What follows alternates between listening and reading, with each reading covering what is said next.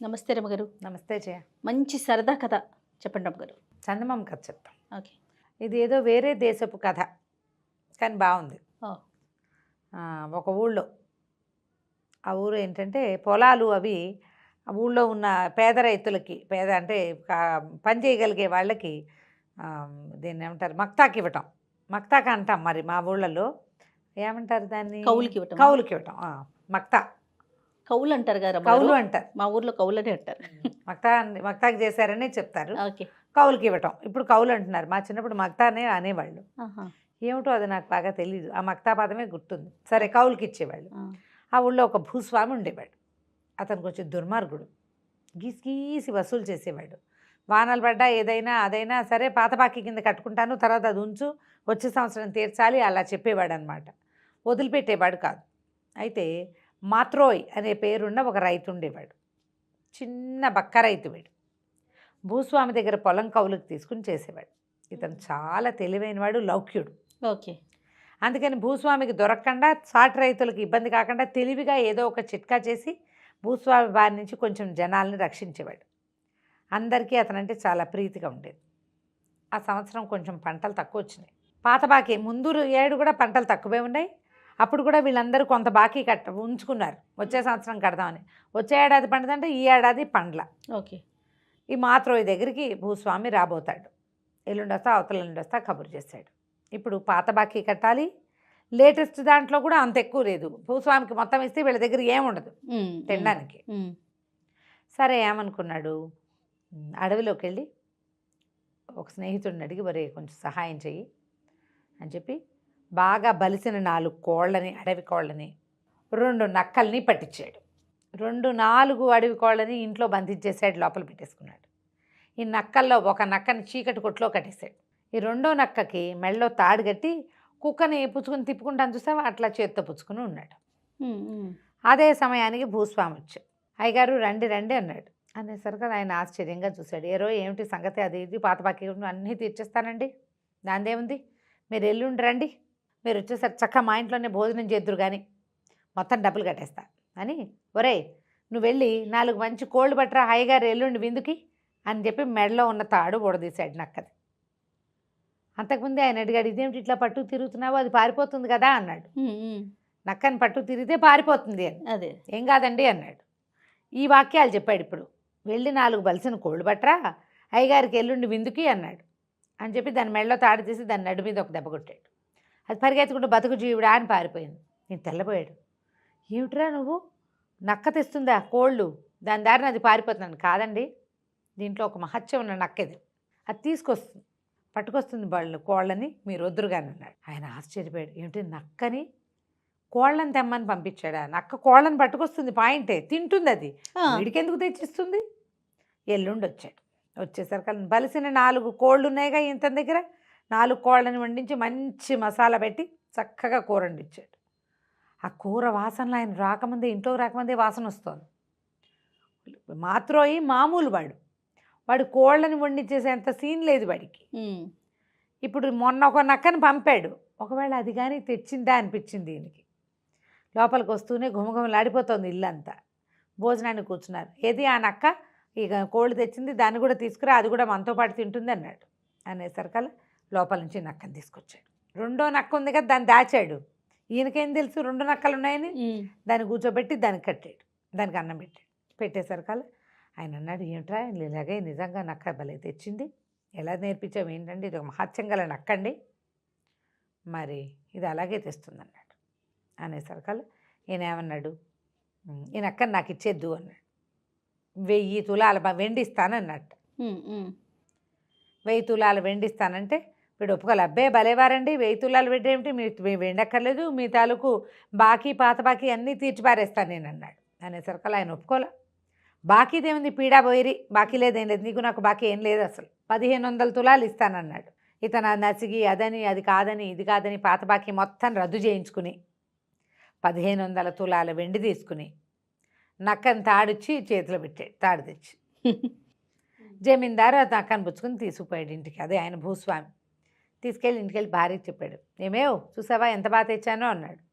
మాత్రం దగ్గర నుంచి డబ్బులు తెచ్చుకున్నారా లేదా అంది. డబ్బులు తేవటం ఏమిటి, నేను బ్రహ్మాండమైన నక్కని తెచ్చాను, ఇవాళ నేను తిన్న పీకల దాకా కోడి మాంసం, ఆ మాంసాన్ని ఇదే తీసుకొచ్చింది ఈయనకే, కావాలంటేనా ఇప్పుడు పంపిస్తే పట్టుకొచ్చేస్తుంది అన్నాడు. ఆవిడంది మీ మొహంలా ఉంది, నేను నమ్మను అంటే, కాదు నిజంగా. ఒరే నువ్వు వాళ్ళ వెళ్ళి అడవిలోకి వెళ్ళి 4 కోళ్ళు పట్టరా, మీ అమ్మగారిని నమ్మిద్దామని నక్క మెళ్ళలోంచి తాడోడు తీశాడు. అది బతుకు జీవుడా అని పారిపోయింది. 4 కాదు 14 రోజులు గడిచినా రాలా. మోసపోయామని అర్థమైపోయింది వీళ్ళకి. ఆయనేమో బాకీ కొట్టేశాడు, కాగితం చింపేశాడు, 1500 తులాల వెండి ఇచ్చేశాడు. ఈయన పోయి మళ్ళీ వాళ్ళ దగ్గర అడిగాడు, ఏరా నువ్వు అబద్ధం చెప్పావు, నక్కని దొంగ నక్కని తీసుకొచ్చి మాకు అంటగట్టావు, మరి 1500 తులాల వెండి కక్కు నాకన్నాడు. ఆయన కాగితం చింపేశాడు కాబట్టి ఇక మక్తా అడగలేడు, డబ్బులు అడగలేడు, కౌలు డబ్బులు. అవును, ఇది ఇవ్వమన్నాడు. అవి ఎక్కడున్నాయండి, అవి ఎప్పుడో అయిపోయినాయి, తినేసాం మేము, ఇంకా ఇన్నాళ్ళు ఉంటుందా వెండి, 15 రోజులు పట్టదు మాకు తినడానికి, మీ 1500 తులాలును అన్నాడు. అనేసరికల్లా సరే అయితే వీడిని పట్టుకోండి, కట్టేసేద్దాం, వీడి సంగతి చూద్దాం, ఆ నక్కని తెప్పించిస్తావా లేకపోతే ఇంకోటి చేస్తావా చూస్తాను నీ సంగతి అన్నాడు. అనేసరికల్లా ఇంకేం చేస్తారు వీడు చెప్పాడు మాకుతో, అసలు చాలా మహత్యం కలిగిన నక్కండి, మీరు ఎలా చేశారో ఏదో అపరాధం చేశారు అందుకే దానికి కోపం వచ్చింది అన్నాడు. అయినా సరే ఆయన ఒప్పుకోలేదు, తీసుకొచ్చి బాకెట్లో కట్టేశారు. చలిగా ఉంది, చలిగా ఉండేసరికల్లా వీడిని గొయ్యి తీసి గోతులో కప్పెట్టేసేయండి అన్నాడు భూస్వామి. పని వాళ్ళంతా అన్నారు, ఏమండి ఇంత చలిగా ఉంది, ఇప్పుడు గోతులు తీయలేము, రేపు పొద్దున్న తీస్తాం, పిచ్చి చలి అంటే. ఈయన ఏమన్నాడు, చలిలోనే వీడిని కట్టేయండి, వీడు రోగం కుదురుతుంది, రేపొద్దుటి బీసుకుపోతాడు, ఈజీగా చచ్చిపోతాడని చెప్పేసరికల్లా వాడిని అక్కడ మక్తోని బయట కట్టేశారు, కాలుకో తాడు కట్టి వదిలిపెట్టారు. కాసేపటికి చలియటం మొదలుపెట్టింది. చలేస్తుంటే ఏమనుకున్నాడు, చలేస్తుంది, ఏదైనా పని చేస్తే చలిపోతుంది. చూస్తే ఆ పక్కన గానుగ ఒకటి ఉంది. గానుగ ఏంటి, అది ఈ నూనె తీయటానికి మనం నువ్వులు పోసి ఆడుకుంటాం కదా, నువ్వులు పోసి దాన్ని పట్టుకుని ఇట్లా గుండ్రంగా తిప్పితే ఏమవుతుంది, నూనె వస్తుంది. అందులో నువ్వులు గివ్వులు ఏం లేవు. ఈ మగ్తో ఏం చేశాడు, ఆ తాడు కొంచెం దూరంగా వస్తే ఈ దీని దాకా గానుగ దాకా వచ్చి ఆ గానుగను తిప్పడం మొదలుపెట్టాడు. ఇదంతా అర్ధరాత్రి జరిగింది. తెల్లవారుజామున 4 పనివాళ్ళు వచ్చారు. వాళ్ళు ఆశ్చర్యపోయారు. చెమటలు బట్టి ఉన్న మగ్తోని చూసేసరికి వాళ్ళు ఆశ్చర్యంగా ఉంది. వాడిని చూస్తూ తెల్లబోయి లోపలికి వెళ్ళారు. ఎరా వచ్చారా, చచ్చాడా వాడు అన్నాడు. చచ్చటం ఏంటండి, వాడు ఇంత చల్లో మేము స్వెటర్లు వేసుకుని చచ్చి చెడి వస్తే వాడు పోయి శుభ్రంగా చెమటలు కక్కుతున్నాడండి, చెమటలు పోసేసినాయి వాడి ఒళ్ళంతటా. ఆశ్చర్యపడి చల్లో చెమటలు పోయటం ఏంట్రా, వాడు అప్పటిదాకా పరిగెత్తాడు, చెమట పోయికి ఏం చేస్తుంది. అవును, ఈయన బయటకు వచ్చాడు. ఏరా నీకు చలేయట్లేదండి, చలెక్కడండి, ఫు అని బూదుకుంటున్నాడు. చెమటలు ముచ్చెమటలు ఉన్నాయి ఒళ్ళంతా. ఎటా చెమటలు పోసినాయి చల్లో నీకంటే, ఈ చొక్కా మహత్యం అండి, మా 3 తరాల నుంచి ఈ చొక్కా వస్తుంది మా తాతల నాటి నుంచి అన్నాడు. అదేంటి నిజం, ఆ చలి ఇదా అన్నాడు. ఎక్కడేస్తుంది చూడండి చలి చెమటలు అని ఇట్లా చెమటలు తీసి ఇట్లా చల్లాడు. ఆయన ఆశ్చర్యపోయాడు. ఊరిని భలే ఉందిరా అని, మరేమిటి చొక్కా ఇచ్చే నాకు అన్నాడు. నేనేమనండి, మహత్యం గల నక్కని తెచ్చిస్తే మీరు దానికి ఏదో చేసి దాన్ని పంపేశారు, అంతకంటే మహత్తు కలిగిన తాతల చొక్కా ఇది, నేను ఏమనండి అంటే ఈయన మళ్ళీ 1500 తులాలు వెండిస్తానన్నాడు. ఆ పాత చొక్కా అంగీ లాంటిది అది పుచ్చుకుని వాడిని వదిలేశాడు. ఆ 1500 పుచ్చుకుని వెళ్ళి ఇంటికి వెళ్ళిపోయాడు.